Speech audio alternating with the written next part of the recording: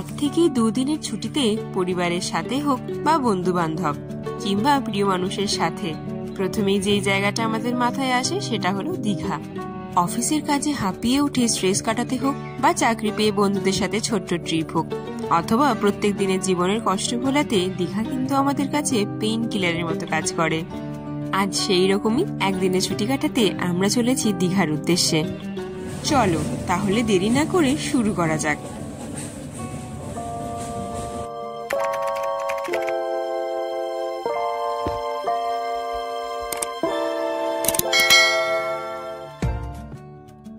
Hello বন্ধুরা, good morning সবাইকে। আজ আমরা সকাল সকাল বেরিয়ে পড়েছি দীঘার উদ্দেশ্যে। কিভাবে কম খরচে একদিনে দীঘা ঘুরে ঠিক পরের দিনই ফিরে আসতে পারবে, কি কি খাবে, কোথায় খাবে, সব তথ্য আজ নিয়ে এসেছি এই ভিডিওতে। আমরা ধরবো 02897 দীঘা স্পেশাল ফেয়ার ট্রেন, যেটা সাঁতরাগাছি থেকে সকাল 8:10-এ ছাড়ে এবং দীঘা পৌঁছায় দুপুর 11:55-তে। টিকিট আমরা আগে থেকেই বুক করে রেখেছিলাম যাতে সিট পেতে কোনো প্রবলেম না হয়। চাইলে কিন্তু তোমরাও বুক করে নিতে পারো আগে থেকেই।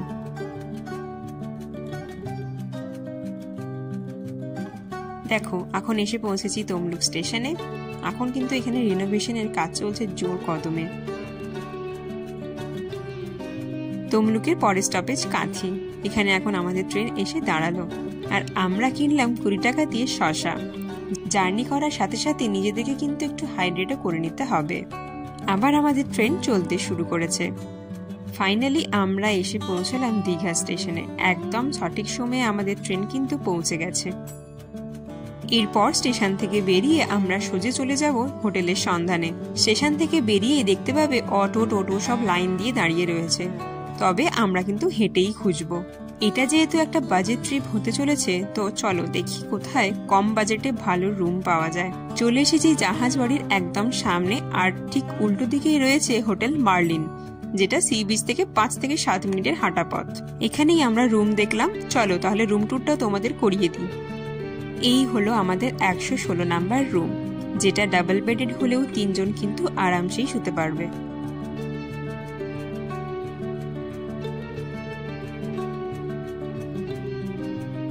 রয়েছে একটা কিং সাইজের বেড, পাশে রয়েছে একটা টেবিল আর একটা ওয়ার্ড্রব। পাশে একটা বসার জন্য সোফাও রয়েছে, আর রয়েছে টিভি যেটা কিন্তু ওয়ার্কিং, আর নিচে একটা দেখো সেন্টার টেবিল রাখা আছে। আর এই দরজাটা খুললেই দেখো ব্যালকনি, যেটা থেকে কিন্তু জাহাজ বাড়িকে খুব সামনে থেকেই দেখা যায়। এদের কিন্তু ইনহাউস রেস্টুরেন্টও রয়েছে, তোমরা কিন্তু সেখান থেকেও খাবার অর্ডার করে খেতে পারো। এই নন এসি রুমটার দাম নিয়েছিল মাত্র 700 টাকা। অফ সিজনে গেলে বার্গেন করলে এটা আরো একটু কমতে পারে। বেলা বেশ অনেকটাই হয়েছে আর আমাদেরও খিদে পেয়ে গেছে। দেখি চলো কোথায় লাঞ্চ করা যায়। জাহাজ বাড়ির ঠিক পাশের রাস্তা দিয়ে এখন আমরা যাচ্ছি সি বিচের দিকে। চলে এসেছি হোটেল অন্নপূর্ণাতে, যেটা কিন্তু সি বিচের একদম কাছে, আর হোটেল আশার ঠিক অপোজিটেই এটা অবস্থিত।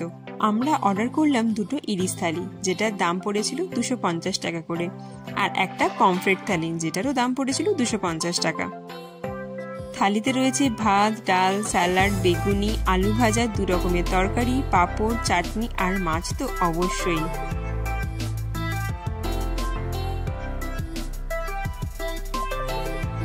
দীঘা এসেছি আর সমুদ্র দর্শন না করলে কি হয়, তাই লাঞ্চ সেরে চলে এসেছি সি বিচের কাছে।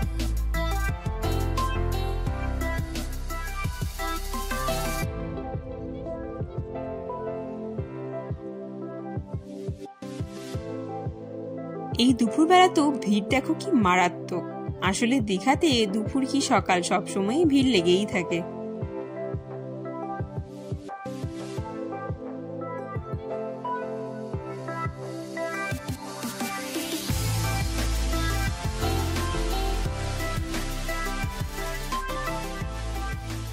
এবার রুমে গিয়ে ফ্রেশ হয়ে একটু রেস্ট নিয়ে আবার আসবো সানসেটের টাইমে। এখন বাজে ঘড়িতে বিকেল 4:45 আর আমরাও এসে পৌঁছেছি সি বিচের কাছে। সূর্য অস্ত যাবার সময় হয়ে গেছে, তাই আকাশটা দেখো কি অপূর্ব লাগছে।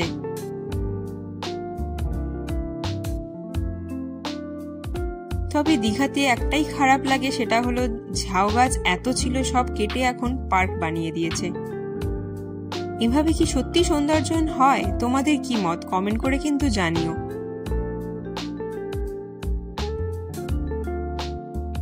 এখন চলছে ভাটা, তাই বিভিন্ন ওয়াটার অ্যাক্টিভিটিস গুলো কিন্তু বেশি এখনই হয়। ওই যে দেখো প্যারাসেলিং হচ্ছে।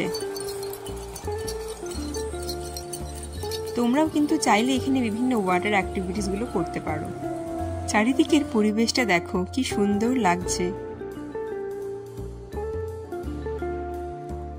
এখানে কিছুটা সময় কাটিয়ে এবার আমরা যাব ঢেউসাগর পার্ক, যেটা নিউ দীঘা থেকে খুবই কাছে। অনেক দরদাম করে টোটোতে উঠে পড়লাম 30 টাকা মাথা পিছু দিয়ে। চলে এসেছি ঢেউসাগর পার্কের গেটের সামনে। 20 টাকা দিয়ে টিকিট কেটে এবার আমরা ভেতরে প্রবেশ করব। চলো, গেটটা কিন্তু ভীষণ সুন্দর বানিয়েছে।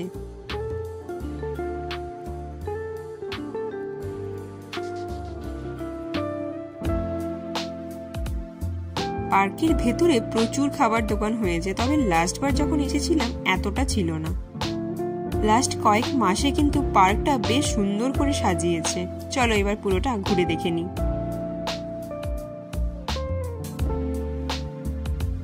এখানে লেখা রয়েছে আই লাভ ঢেউসাগর।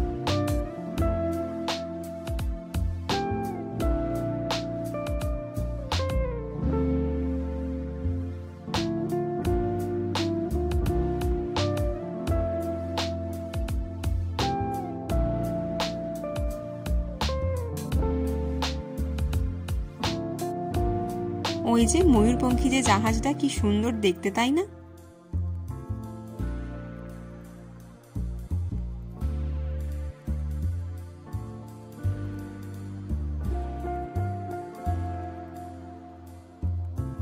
আর ভেতরের পরিবেশটাও কিন্তু বেশ ভালো। গান চলছে হালকা করে, আর সাথে সমুদ্রের ঠান্ডা বাতাস।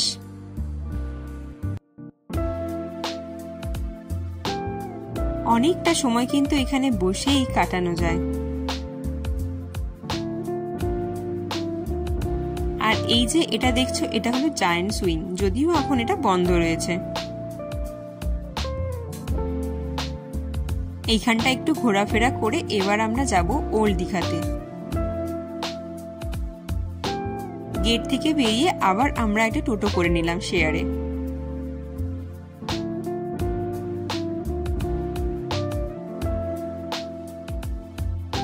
চলে এসেছি ওল্ড দীঘার সমুদ্র সৈকতের কাছে।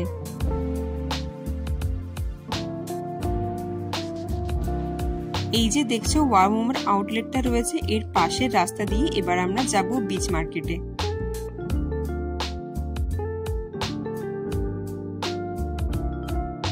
নিউ দীঘার থেকেও ওল্ড দীঘা কিন্তু আরো সুন্দর লাগছে। আরো সুন্দর করে সাজিয়েছে এই ওল্ড দীঘাকে।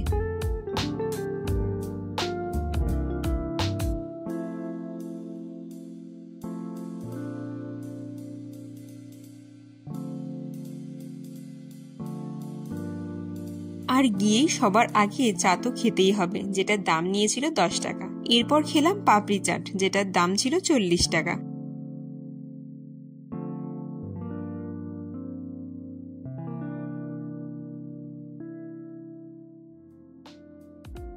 প্রচুর খাবারের দোকান রয়েছে এখন এখানে। ওয়াও মোমো, KFC, ডমিনোস থেকে শুরু করে ছোট বড় অনেক দোকান। সামুদ্রিক মাছও বিক্রি হচ্ছে, যেগুলো খাওয়ার পক্ষপাতী আমি একদমই নয়। একটা সফটি কিনে খেতে খেতে চারপাশটা একটু ঘুরে দেখি। চলো, তুলে নিলাম বেশ কিছু ফটো এখানে।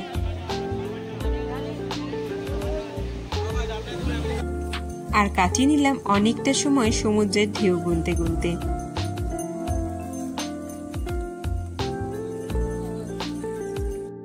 প্রচুর ছোট বড় অনেক রকমের দোকান বসেছে, আবার কেউ কেউ জিনিসপত্র হাতে নিয়েও বিক্রি করছে।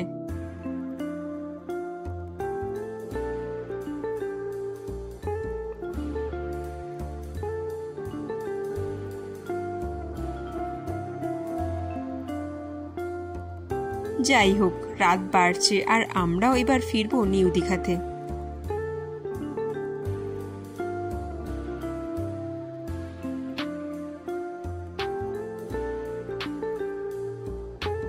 নিউ দীঘাতেই আমরা রাত্রের খাবারটা সেরে হোটেলে ঢুকবো।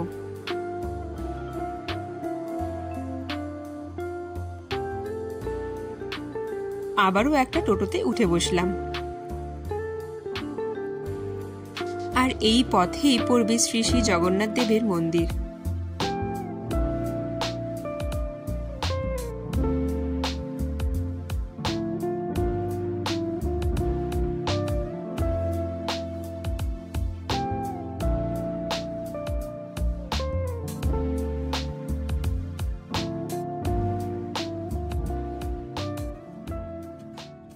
মন্দিরের কাজ এখনো চলছে, তবে শেষের পথে। খুব তাড়াতাড়ি মন্দিরের উদ্বোধন হবে, আর সেই শুভক্ষণটা হলো 29শে এপ্রিল। এবার আর মন্দিরের ভেতর যাওয়া হলো না, তবে ওপেনিং হওয়ার পরে অবশ্যই আবার আসব। ওই দেখো মন্দিরের চূড়া দেখা যাচ্ছে। চলে এসেছি আমরা নিউ দীঘাতে সি বিচের কাছে। এখানের বিচ মার্কেট থেকে একটু ঘুরে ঘুরে শপিং করে নিলাম।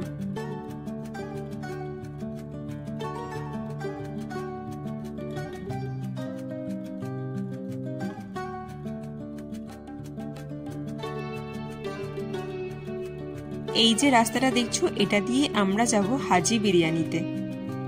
আসলে বাঙালি যেখানেই যাবে খুঁজে খুঁজে বিরিয়ানির দোকান ঠিক বের করেই নেবে।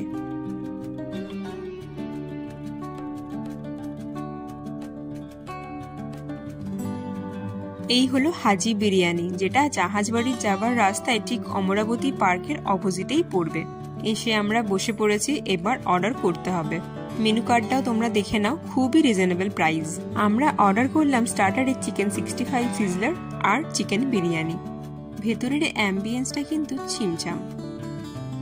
চলে এসেছে আমাদের চিকেন 65 সিজলার। উফ, দেখেই লোভনীয় লাগছে। এটাতে ছিল 8 পিস চিকেন আর দাম পড়েছিল 150 টাকা। টেস্টও কিন্তু বেশ সুন্দর। চলে এসেছে এবার বাঙালিদের সব থেকে প্রিয় খাবার চিকেন বিরিয়ানি। ফুল প্লেট এই চিকেন বিরিয়ানির দাম পড়েছিল 130 টাকা। একটু আলু, একটু চিকেন আর সাথে রাইস। উফ, সেরা সেরা।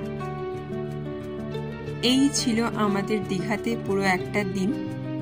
এরপর আমরা পরের দিন সকালবেলায় বাসে করে ফিরে আসি। এসি বাসে, যেটা দাম পড়েছিল 230 থেকে 250 টাকার মধ্যে। তোমরা কিন্তু ট্রেনে করেও ফিরতে পারো কলকাতা। আর যদি তোমরা চাও একটু বেলা করে আসবে, তাহলে কিন্তু পাশাপাশি রয়েছে তালসারি বিচ, উদয়পুর বিচ, এগুলো দেখেও তোমরা আসতে পারো। এইরকমই নতুন নতুন ভিডিও পেতে অবশ্যই আমার চ্যানেলটিকে সাবস্ক্রাইব করো, আর ভিডিওটি ভালো লাগলে একটা লাইক, কমেন্ট এন্ড শেয়ার করে পাশে থেকো। আজকের মতো বিদায়, দেখা হচ্ছে পরের একটি ব্লগে খুব তাড়াতাড়ি।